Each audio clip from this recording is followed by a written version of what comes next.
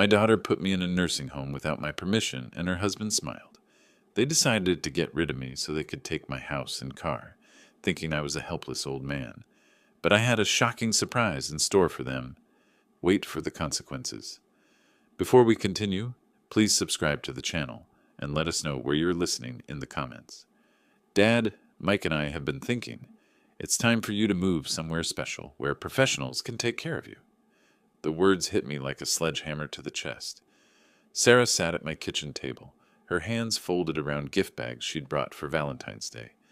The irony wasn't lost on me. Steam still rose from the pot roast I'd spent 3 hours preparing, filling my home with the smell of garlic and rosemary, my daughter's favorite meal since she was 7 years old. What? I gripped the back of my chair, knuckles going white. What fool came up with this idea? I'm still full of strength. Mike stepped forward from where he'd been lurking near the doorway, 49 years old and already looking like he'd given up on life, with his receding hairline and the perpetual scowl that seemed permanently etched into his face. John, you're not who you used to be. This will be better for everyone. Better for whom? For you to take over my house? Sarah's face crumpled, but I caught the flash of something else in her eyes. Guilt? Fear? She'd practiced this conversation. How can you say that? We care about you. Care about me? I laughed, but there was no humor in it. If you cared about me, you wouldn't be sitting in my kitchen talking about shipping me off to some institution. I gestured toward the dining room, where family photos lined the mantelpiece. 40 years I worked 3 jobs to give you an education, Sarah. 40 years of 16-hour days so you could have everything you wanted. Mike moved closer, positioning himself between me and the front door. The movement was subtle, but I'd learned to read body language in Vietnam. This wasn't a discussion, this was a trap. The paperwork is already filed, he said, pulling a manila folder from his jacket. We found a really nice place, Sunset Haven. They have activities, medical care on site, everything you need. I don't need anything except to be left alone in my own house. My voice echoed off the kitchen walls. The same walls I'd painted every 5 years for the past 3 decades.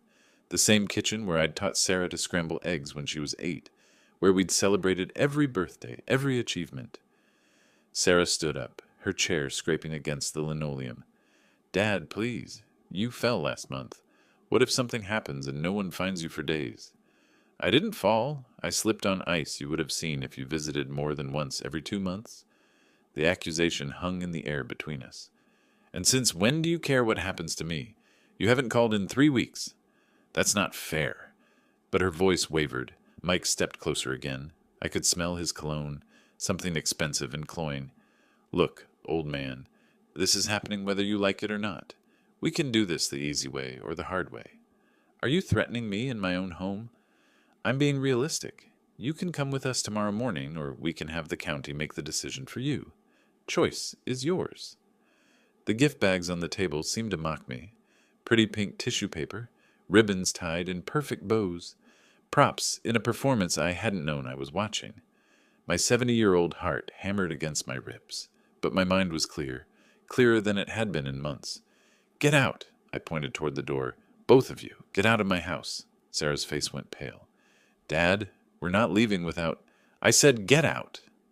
The pot roast continued steaming on the counter, forgotten. Valentine's Day dinner for 3 that would never be eaten. Mike smiled, and it was the coldest thing I'd seen since the jungle. We'll be back tomorrow morning at 9. Have a bag packed, or we'll pack it for you. The front door slammed behind them, leaving me alone with the silence and the smell of a meal that had turned to ash in my mouth. Through the window, I watched Mike's BMW pull out of my driveway, carrying my daughter away from me. I stood there for a long time, listening to the house settle around me. The same house where Sarah had taken her first steps, where she'd brought her prom date to meet me, where she'd cried when her marriage fell apart. Now it felt like a tomb. The phone rang. Sarah's ringtone. I let it ring. At 9 sharp, the moving truck pulled into my driveway. I'd spent the night barricaded in my bedroom, every light in the house blazing, a baseball bat across my knees.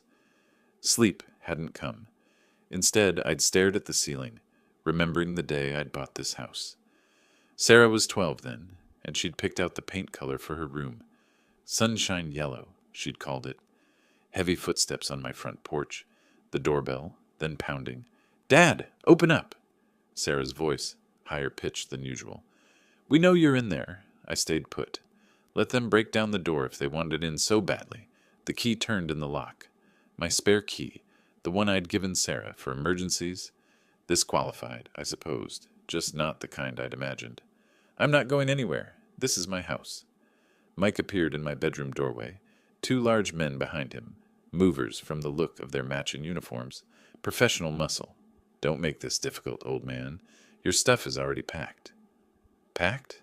I struggled to my feet, my cane sliding across the hardwood. "You haven't packed anything. You just got here." Sarah pushed past Mike, her eyes red from crying. Real tears or manufactured ones, I couldn't tell anymore. "Dad, this is temporary, until we get your affairs in order." "What affairs? Everything is fine with my affairs." I jabbed my cane toward the dresser where my important papers sat in perfect order. Birth certificate, marriage license, Dorothy's death certificate, my will, all exactly where they'd been for 15 years. One of the movers was already in my closet, pulling shirts off hangers. My navy dress uniform, the suit I'd worn to Dorothy's funeral, the Christmas sweater Sarah had given me last year. Everything treated like inventory in a warehouse. "Stop touching my things!" I swung my cane, but Mike caught it easily. "Bob, Jim, get his stuff loaded. We're on a schedule." The efficiency was terrifying. These men had done this before. They moved through my house like a SWAT team, boxing up 40 years of memories in less than an hour. My tools went into unmarked boxes. The photo of Dorothy and me on our wedding day disappeared into bubble wrap. The Purple Heart I'd never talked about, not even to Sarah, vanished into a cardboard container, labeled MISC. "Where are you taking everything?" "Storage unit," Mike said, not looking up from his clipboard, "until we figure out what to keep." Until they figured out what had value, he meant, what could be sold. The car ride was a nightmare of suburban streets I'd driven for decades, now seen through the window of Mike's BMW like a tourist in my own life. Sarah sat in the passenger seat, occasionally glancing back at me with what might have been regret. Mike drove in silence, NPR playing softly on the radio. At a red light, I tried the door handle. Locked. "Child safety locks," Mike said, catching my eye in the rearview mirror. Amazing what they think of these days. Sunset Haven looked exactly like what it was. A warehouse for the unwanted elderly. Red brick facade, manicured lawn, and a sign advertising compassionate care for your loved ones. The parking lot was full of sedans driven by middle-aged children, making the same choice Sarah had made. Eric Palmer met us at the front desk with a smile that never reached his eyes. 30-something, perfectly pressed polo shirt, clipboard in hand. "Mr. Connor, we've been expecting you. I'm Eric, and I'll be helping you get settled today." "I don't want to get settled. I want to go home." "I understand this is a big transition, but you're going to love it here. We have bingo on Wednesdays, movie nights on Fridays, and the best medical staff in the county." Sarah finally looked at me directly. "Dad, we'll visit. This isn't goodbye." But we both knew it was. Room 247 had beige walls, a narrow bed, and a window that looked out onto the parking lot, where Mike's BMW had disappeared an hour ago. My belongings looked foreign here, like artifacts from someone else's life. The photo of Dorothy in her nurse's uniform sat on the plastic nightstand, smiling at a room she'd never seen. My toolbox, the one I'd carried to 3 different jobs for 30 years, sat uselessly in the corner next to a walker I didn't need. "Mr. Connor, dinner is at 6 p.m. in the dining hall. The rules here are simple." Eric Palmer stood in my doorway, still wearing that practice smile. "Medication distribution is at 8 a.m. and 8 p.m. Visiting hours end at 9. Any questions?" "When can I leave?" "Well, that would be up to your family and our medical staff to determine." He checked his watch. "I'll let you get settled. Welcome to Sunset Haven."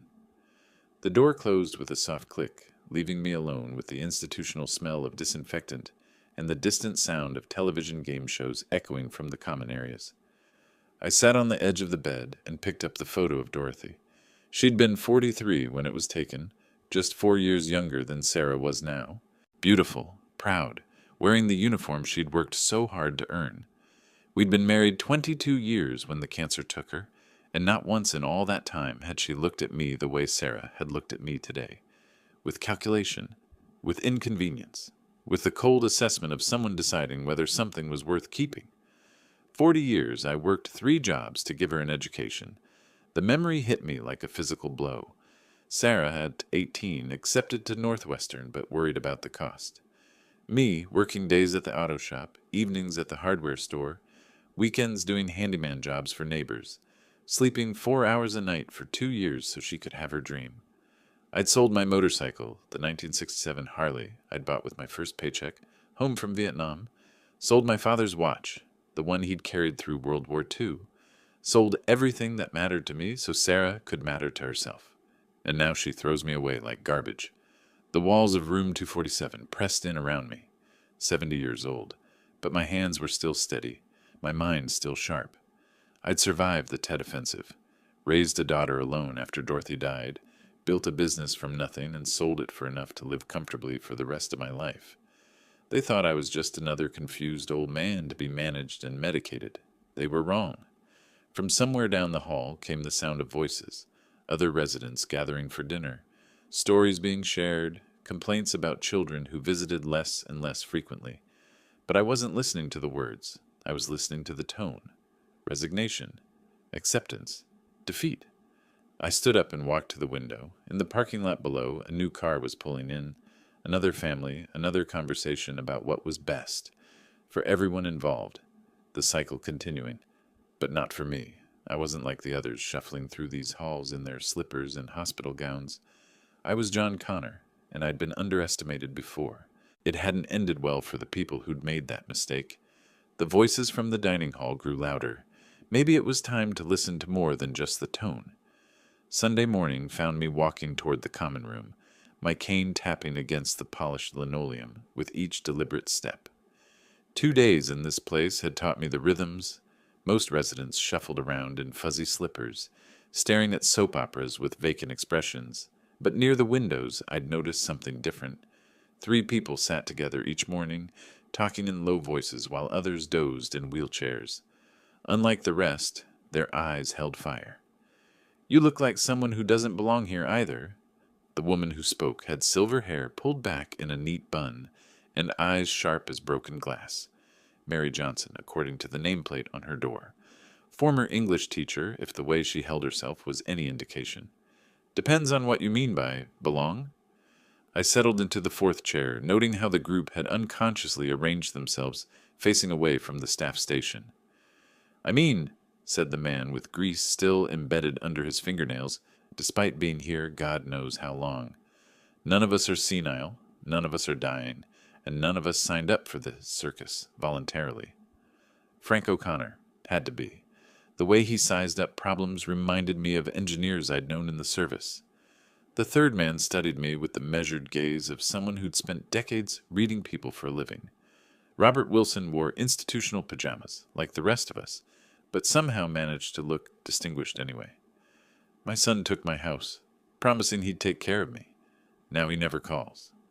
Mary's voice carried the particular bitterness of maternal love betrayed. "Sold it for half its value to some developer friend of his. I didn't find out until I was already here." Frank snorted. "At least your kid waited until you were gone. My daughter sold my garage for pennies as soon as I signed the power of attorney. 40 years building that business. Gone in a week." "Power of attorney abuse," Robert said quietly. "Classic financial elder exploitation. The law is on our side, if we can prove the deception." Their stories hit too close to home. Sarah's face in my kitchen, practiced and cold. Mike's threats. The moving truck waiting like a hearse. "My daughter and her husband convinced me this was temporary," I heard myself saying. "Said they needed to get my affairs in order. 40 years I worked 3 jobs to pay for her education, and this is how she says thank you." Mary reached over and patted my hand. Her fingers were bird-thin, but surprisingly strong. "How long have you been here?" 2 days. "You?" 3 weeks. She pulled out a package of cookies from her sweater pocket. Care package from my neighbor. The only person who still remembers I exist. Frank accepted a cookie with a grunt. 2 months for me. Robert's been here longest. 6 weeks. Robert's lawyer mind was clearly working. long enough to understand the patterns. The staff here, particularly Eric Palmer, facilitates these family betrayals. For a fee, of course. What kind of fee? I kept my voice casual, but my pulse quickened. Hard to prove without documentation, but I've observed enough phone calls, enough paperwork irregularities. This place profits from keeping families separated while assets get liquidated. Mary leaned forward. Robert thinks we might have legal recourse if we can document the fraud. More than might, Robert said firmly. I've been taking notes, tracking patterns. We're not just victims here. We're witnesses to systematic elder abuse. Frank's eyes lit up with something I recognized from my Navy days, the look of a man who'd found his mission. So what do we do about it? We gather evidence, Robert said. Document everything. Build a case they can't dismiss as the confused ramblings of elderly people. And then? Then we fight back. The words hung in the air between us. Around the room, other residents dozed or stared blankly at television screens, but our little circle buzzed with purpose. I'm in, I said without hesitation. Whatever it takes. Mary smiled, and for the first time since arriving, I felt something other than despair. Good, because we're going to need all the help we can get. Frank cracked his knuckles. About time someone stood up to these vultures. Robert nodded approvingly. I'll start drafting our documentation strategy. John, would you mind keeping your ears open around the facility? Fresh eyes see things the rest of us might have missed. I can do that. As we dispersed for lunch, I felt lighter than I had in days. They thought they'd isolated me, made me helpless. Instead, they'd given me exactly what I needed. Allies with nothing left to lose. Tuesday night, 9:30 p.m. The hallways of Sunset Haven took on a different character after lights out. Shadows stretched longer, and the institutional cheerfulness faded into something more honest, more sinister. I'd been lying awake for hours, my mind replaying fragments of overheard conversations. Eric Palmer's interactions with new families followed a pattern Robert had identified. Too helpful, too knowledgeable about legal loopholes, too eager to expedite paperwork. Thirst gave me the excuse I needed to explore. My cane tapped softly against the linoleum as I made my way toward the kitchen. The night staff barely glanced up from their station, just another old man shuffling around, harmless and forgettable. That's when I heard Eric's voice, low, confident, coming from around the corner near the administration office. I froze, pressing myself against the wall. Yes, Sarah, the documents are ready. Your father is officially incapacitated. My blood turned to ice. Sarah's voice came through the phone, tinny but audible. Perfect. When can we start selling the house? Give me a week. For an extra $5,000, I'll expedite the process. My hand found my phone in my pocket, muscle memory from the few times Sarah had taught me to use the voice memo function. I pressed record. The medical evaluation was easy to fabricate. Dr. Martinez never actually examined him, just signed the forms I prepared. Your father's been declared mentally incompetent, which gives you full power of attorney. What about the neighbors? They know he's fine. Doesn't matter. Once the legal paperwork is filed, their opinions are irrelevant. The house can be sold within 2 weeks. And you're sure this is airtight? Eric's laugh made my skin crawl. I've done this 47 times, Sarah. Never had a challenge stick. Old people don't fight back, and their friends are usually dead or in facilities themselves. Mike's going to be so relieved. We owe more than the house is worth, but this should cover everything and give us a fresh start.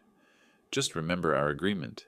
15% of the sale price plus the expedite fee. Of course, you've been worth every penny. The call ended. I stood frozen in the shadows, my phone still recording the silence that followed. 47 times. They'd done this to 47 families. Eric's footsteps moved away toward the staff station. I waited another minute before retreating to my room, my mind reeling. Back in room 247, I sat on my bed and replayed the recording. Clear as day. Sarah's voice acknowledging the fraud. Eric admitting to document falsification. A doctor's signature obtained without examination. 40 years I'd worked to give Sarah everything she wanted, and this was how she repaid me. Not just betrayal, but criminal conspiracy. My hands shook, but not from age or fear, from fury. They thought John Connor was helpless, an inconvenient old man to be managed and discarded. Time to show them exactly how wrong they were. The recording would change everything. Robert would know what to do with it, how to turn their confidence into their downfall. Sarah had always been too smart for her own good, but she'd made one crucial mistake. She'd underestimated her old man. Wednesday morning, 9 a.m. sharp, I knocked on Robert's door with the urgency of a man carrying dynamite. "John, what's wrong?"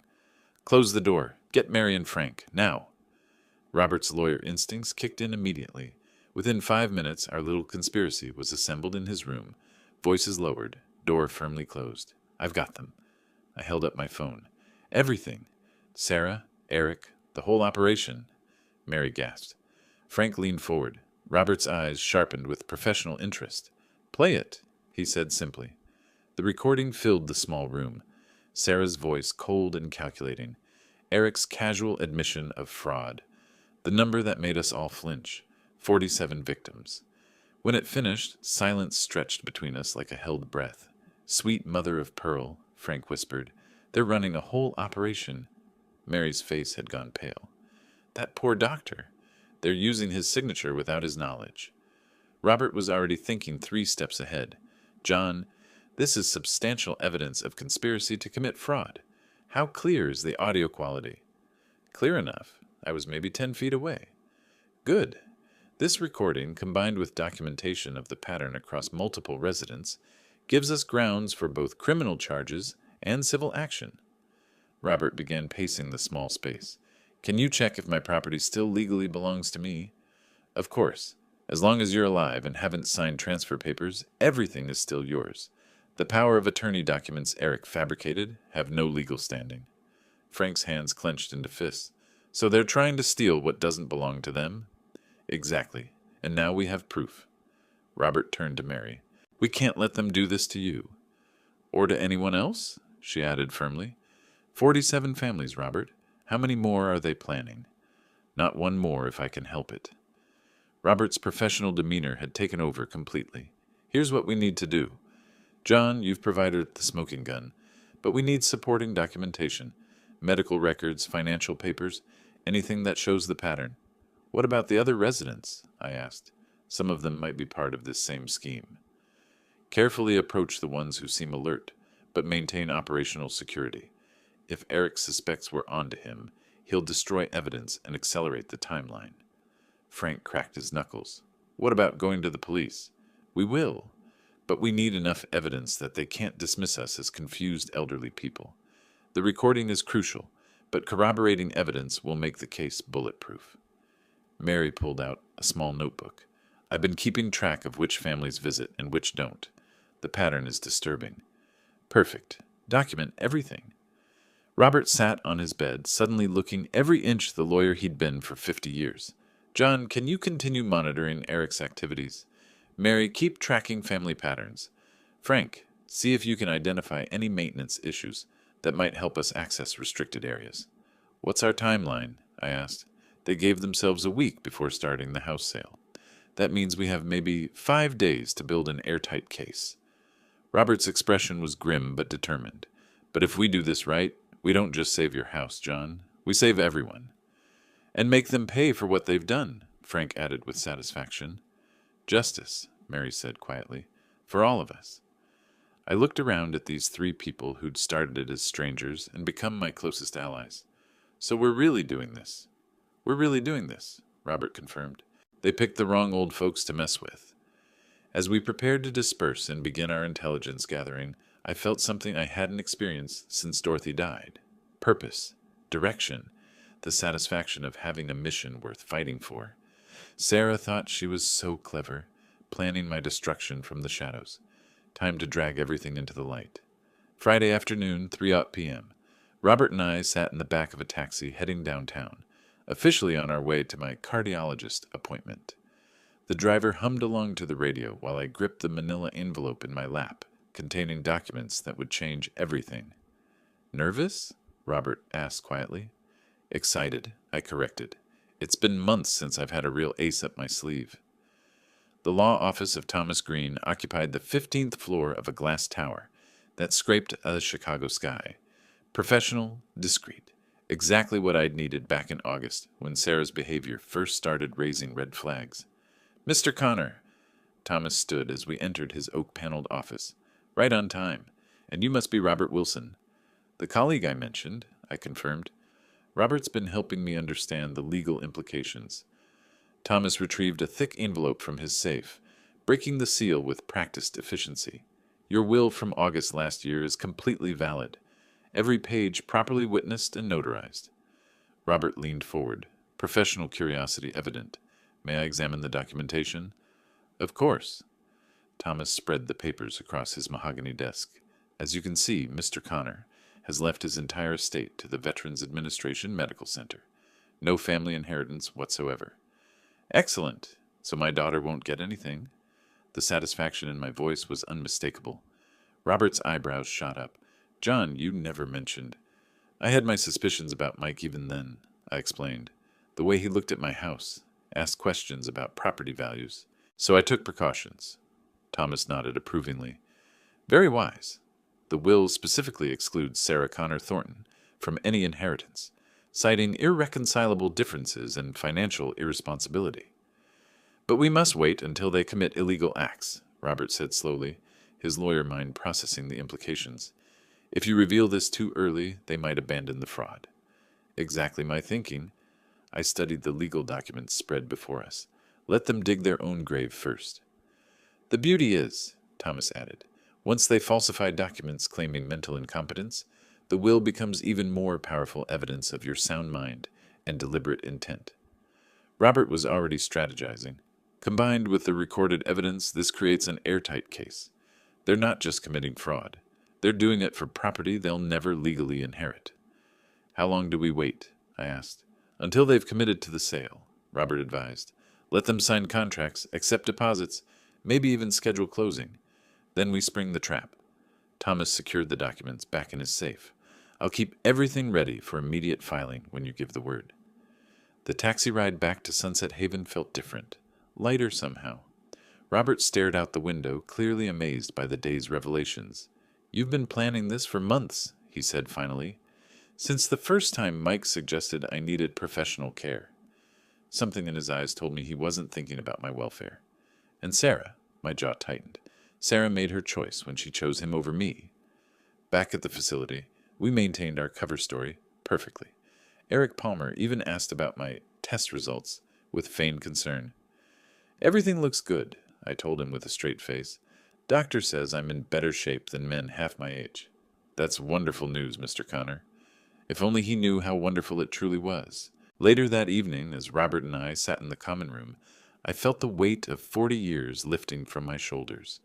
Sarah thought she was so smart, manipulating a helpless old man. Tomorrow we'd discover just how wrong she was. Monday afternoon found Frank hunched over the facility's computer during the designated recreation hour, his engineer's methodical mind working through real estate websites with surgical precision. John, you need to see this. His voice carried barely contained excitement. I approached casually, aware that other residents occasionally glanced our way. Just two old men looking at pictures on the internet. What did you find? Frank's calloused finger pointed at the screen. Your house is already listed for sale at $380,000. The Zillow listing stared back at me in full color. My front porch, the garden Dorothy had planted, the driveway where I'd taught Sarah to parallel park. All reduced to marketing copy and square footage. They work fast, the scoundrels. Look at this part. Frank scrolled down to the seller information. Says the property is being sold by Sarah Connor Thornton due to family relocation. My hands clenched involuntarily. Family relocation, as if I'd willingly agreed to abandon everything I'd built. Robert appeared at my shoulder, drawn by our hushed conversation. This is exactly what we need. Evidence of crime. Frank, can you print this? Already on it. The printer whirred to life, producing hard copies of the listing, photos, and contact information. Real estate agent is Jennifer Walsh from Midwest Properties. Posted 3 days ago. Robert studied the documentation with professional interest. Perfect timing. This proves they're actively marketing stolen property, while you're still legally competent and residing elsewhere under duress. What about the price? I asked. Frank pulled up comparable sales. Market value should be closer to 420. They're pricing it to move fast. Desperate people make desperate choices, Robert observed, and desperate choices create evidence. Mary joined our little huddle, ostensibly interested in whatever we were viewing. Any word on when they plan to close? According to this, Frank scrolled through the listing details.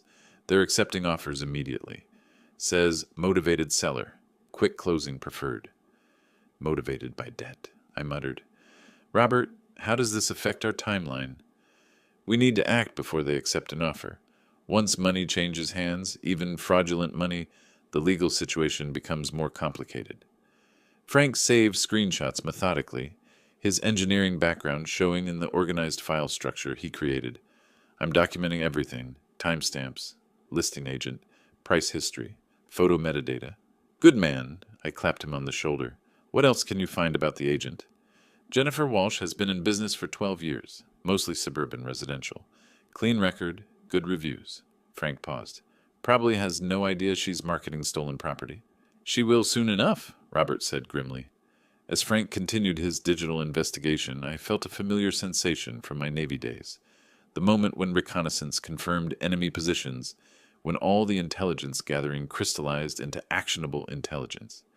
Sarah and Mike thought they were operating in darkness, their fraud invisible to their elderly victim. Time to turn on the lights. Frank, see if you can find any documentation about showings or open houses. Already looking. According to the agent's calendar, first showing is scheduled for Thursday. This Thursday? Robert's eyebrows shot up. 3 days from now. Looks like they're really pushing for a quick sale. Perfect. That gave us exactly the timeline we needed to spring our trap. I studied the listing one more time, memorizing every detail of how they'd packaged my life for sale. The house where I'd raised Sarah, where Dorothy and I had dreamed of growing old together, reduced to bullet points about updated kitchen appliances and proximity to shopping. But they'd made one crucial error in their eagerness to profit from my misery. They'd given us everything we needed to destroy them. Thursday afternoon, the common room buzzed with its usual collection of dozing residents and muted television programs, when Sarah and Mike walked in carrying a briefcase that might as well have been labeled Final Betrayal. I activated my phone's recording app before they reached my chair, the muscle memory feeling more natural each time. Dad! Sarah's voice carried that particular false brightness she'd perfected over the years. You look so much better. The staff here is really taking good care of you. Hello, Sarah. I let my voice sound tired, defeated, the performance of a man who'd accepted his fate. Mike cut straight to business, pulling papers from his briefcase with efficiency that bordered on eagerness. John, just sign here. We're selling the house and buying you a better room. A better room? Private bathroom, bigger window, maybe even cable television. Sarah's lies flowed effortlessly. But we need to finalize the sale first. Dad, we need the money now. Mike has important business deals. Perfect. I leaned forward as if struggling to read the documents. What happens to the money from the sale? Don't worry about that. We'll take care of everything. Mike's impatience bled through his attempt at reassurance. But where will I live when I get better? Sarah and Mike exchanged a glance that told me everything about their long-term plans for my welfare. Dad, you're not getting better. The doctors here have explained your condition. This is your home now. Forever? We've talked to Eric Palmer.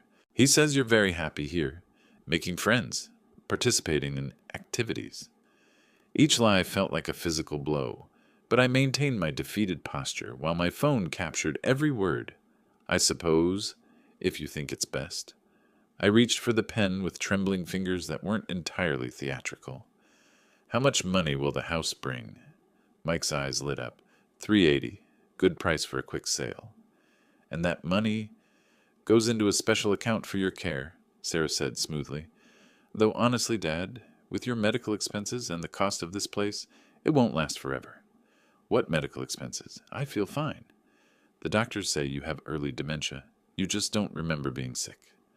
I let my face crumple with confusion and fear. I don't remember being sick? That's part of the disease, Dad. But we're handling everything. You just need to sign here, and we'll take care of the rest. Mike has so many opportunities right now. Sarah continued. Real estate investments that could really help secure your future. What kind of investments? Mike leaned back, confidence radiating from every pore. Commercial properties, Dad. Buildings that generate rental income. Your house money becomes seed capital for deals that'll pay your medical bills for years. But what if I get better? You won't. The coldness in Sarah's voice would have frozen a younger man. The doctors have been very clear about your prognosis.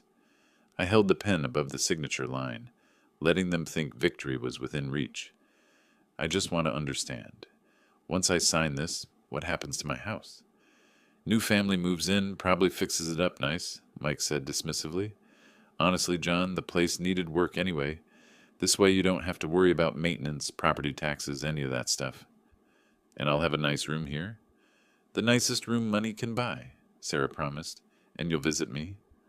Silence stretched between us. Finally, Sarah managed.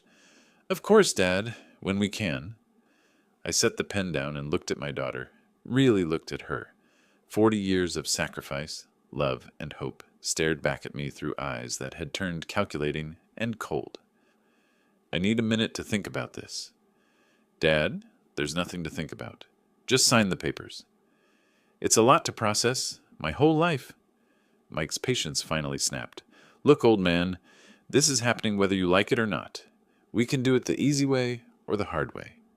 Sarah shot him a warning look, but damage was done. The mask had slipped, and my phone had captured every threatening word. Let me just read through this one more time, I said, maintaining my confused act while buying precious seconds for evidence. They waited, predators circling wounded prey, unaware that the prey had teeth of his own and was about to use them. Friday morning, 10 a.m. The Cook County Courthouse rose before us, like a granite monument to justice, its columns stretching toward a Chicago sky that seemed clearer than it had in weeks. Robert adjusted his tie, the first real tie he'd worn since being imprisoned at Sunset Haven. Ready for this, John? I've been ready since August. I patted the briefcase containing 2 weeks' worth of evidence. Phone recordings, fraudulent real estate listings, falsified medical documents, and one devastating surprise that would shatter my daughter's world.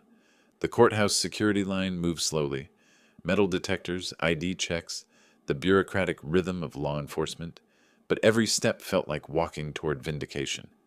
Next case, Connor versus Connor, the clerk announced when we reached the filing window. Robert spread our documentation across the counter with practiced efficiency. Your Honor, we have evidence of fraud and conspiracy. Judge Margaret Davis examined the initial papers, her reading glasses perched on her nose like a judicial crown. These are serious allegations, Mr. Wilson. Yes, and we're prepared to prove them. The judge's eyes moved methodically through our evidence summary. Phone recordings between facility staff and family members discussing document falsification. Real estate listings for property owned by plaintiffs still residing elsewhere. Medical declarations signed without examination. Emergency hearing granted, she announced finally. Given the ongoing nature of property theft, I'm scheduling this for Thursday, March 6th. All parties will be notified. Thank you, Your Honor. As we walked from the courthouse, Robert's professional satisfaction was evident. John, in 50 years of practice, I've rarely seen evidence this comprehensive. 47 families, Robert. 47. Not anymore. The taxi ride back to Sunset Haven felt different. No longer were we returning to prison, but to a temporary base of operations. Eric Palmer greeted us at the front desk with his usual false concern. Mr. Connor, how was your doctor's appointment? Excellent news, I replied truthfully. Everything's exactly as it should be. Wonderful to hear. If only he knew how wonderful it truly was. That evening our little group gathered in the common room for what we all knew would be our final strategy session. Mary had brought cookies from her care package. Frank had printed additional documentation from his internet research. Robert organized everything with legal precision. Thursday morning, Robert began, Sarah and Mike will discover they've been playing chess with a grandmaster. What about Eric? Mary asked. Eric will cooperate, I said with certainty. When he realizes he's facing felony charges, he'll tell us everything about their operation. Frank cracked his knuckles with satisfaction. About time these vultures faced consequences. And the will? Robert asked quietly. I smiled, thinking of Sarah's expression when she learned about her complete disinheritance. The will is our ace in the hole. Let them commit to fraud first, then reveal that every crime was committed for property they'll never inherit. Poetic justice, Mary observed. Dorothy would have appreciated the irony, I agreed. Sarah always was too clever for her own good. Thursday changes everything, Robert confirmed. For everyone. As we dispersed to our rooms, I felt the weight of 2 weeks lifting from my shoulders. Tomorrow, we'd face my daughter in court. She'd arrive expecting to defend a minor family disagreement. Instead, she'd discover she'd been outmaneuvered by the old man she'd so thoroughly underestimated. The game was almost over, and I was about to win. Thursday morning, 9 a.m. Courtroom 4B buzzed with the energy of justice about to be served. Sarah and Mike sat at the defendant's table, their lawyer whispering reassurances that would prove meaningless within the hour. Judge Davis called the session to order, with the gravity befitting a case involving systematic elder abuse. Robert stood for his opening statement, every inch the professional attorney despite 2 months in nursing home pajamas. Your Honor, here's the recording between Ms. Connor and the bribed employee. My phone speaker filled the courtroom with Sarah's voice. Perfect. When can we start selling the house? Eric Palmer's response echoed off the walls. Give me a week. For an extra $5,000, I'll expedite the process. Sarah's face went white. Mike grabbed her arm, whispering frantically. The medical evaluation was easy to fabricate. Eric's recorded voice continued. Dr. Martinez never actually examined him, just signed the forms I prepared. Your Honor, Robert continued methodically, we have documented evidence of conspiracy to defraud an elderly person of his property through falsified medical documents and bribery. Sarah's lawyer stood quickly. Objection, Your Honor. This recording was obtained without consent. Overruled. Illinois is a one-party consent state for recordings. The next hour unfolded like a perfectly orchestrated symphony of justice. Frank testified about discovering the fraudulent real estate listing. Mary presented her documentation of suspicious family behavior patterns. Robert introduced medical records showing I'd never been examined by Dr. Martinez. Then came Eric Palmer's testimony. Yes, I falsified documents for $5,000, he admitted under oath, his voice barely audible. Ms. Connor contacted me in January about expediting her father's mental incompetence declaration. This isn't true. We just wanted to help. Sarah's voice cracked with desperation. Help yourselves to my property, I replied calmly. Judge Davis maintained professional control as the evidence mounted. Recorded phone conversations detailing criminal conspiracy, fraudulent medical documents, real estate listings for stolen property, the systematic nature of elder abuse across 47 families.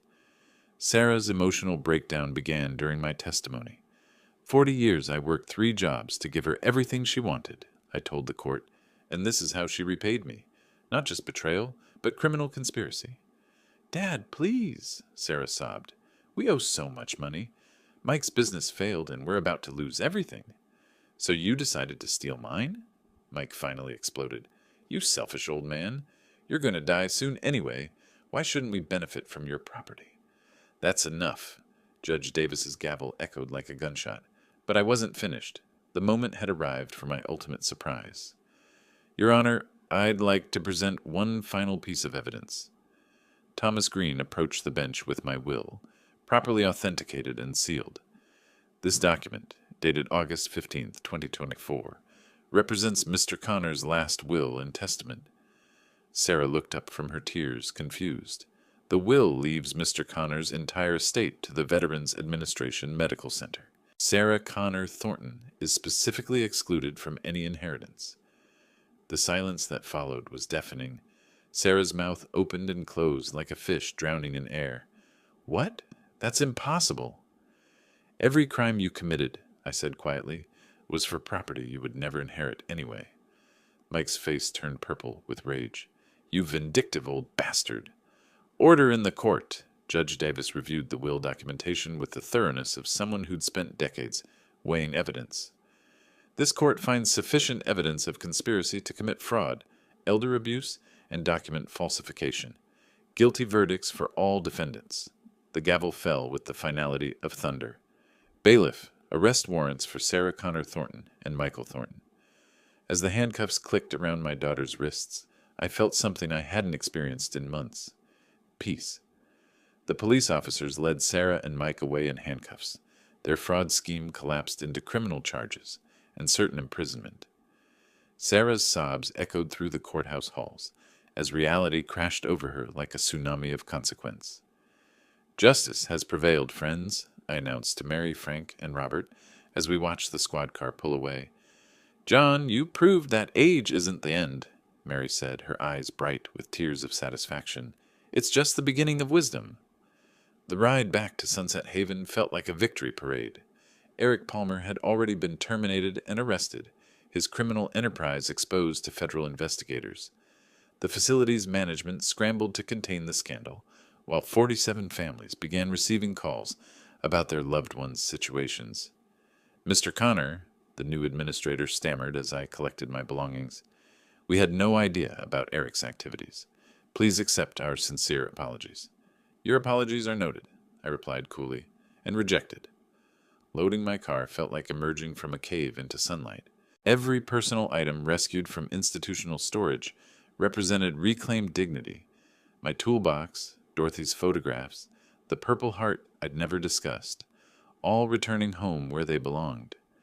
Mary, Frank, and Robert stood beside my packed car, 4 people who'd found family in the most unlikely circumstances. "Thursday dinner's at my house," I announced, "starting this week. Dorothy always said a good meal shared with friends was the closest thing to heaven on earth." "We'll bring dessert," Mary promised. "And wine," Frank added with a grin. "And conversation," Robert concluded. "Lots of conversation." The drive home took me through neighborhoods I'd known for decades, streets where I'd watched Sarah grow up, corners where Dorothy and I had walked hand in hand. But instead of nostalgia, I felt anticipation. My house welcomed me back like an old friend. The kitchen where Sarah had betrayed me now seemed brighter, ready for new memories. The dining room where we'd shared so many family meals would host my chosen family, people who'd stood beside me when blood relations failed. Thursday evening arrived with the smell of pot roast and the sound of laughter. Mary brought her famous apple pie. Frank contributed a bottle of wine he'd been saving for something special. Robert arrived with legal updates about Sarah and Mike's plea negotiations. 18 months minimum, he reported over dinner. Eric's cooperation bought him a lighter sentence, but your daughter and her husband are facing the full weight of federal fraud charges. And the other families? 47 cases being reviewed, class action lawsuit proceeding. This scandal's going to reshape elder care regulations nationwide. We ate and talked and laughed until almost midnight.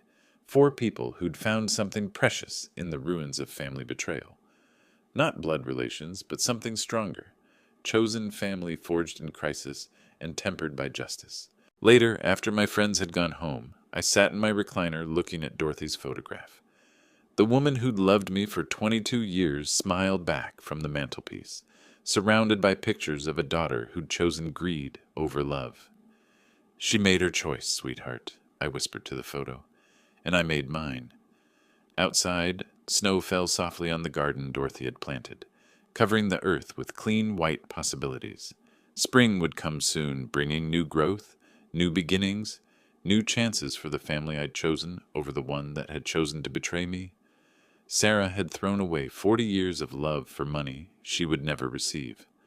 I'd gained something infinitely more valuable, the knowledge that real family isn't determined by blood, but by who stands beside you when everything falls apart. The old man they'd tried to discard had not only survived, he'd triumphed, and the best was yet to come. If you liked this story, please like this video, subscribe to the channel, and share your impressions of this story in the comments. To listen to the next story, click on the box on the left. Thank you for watching.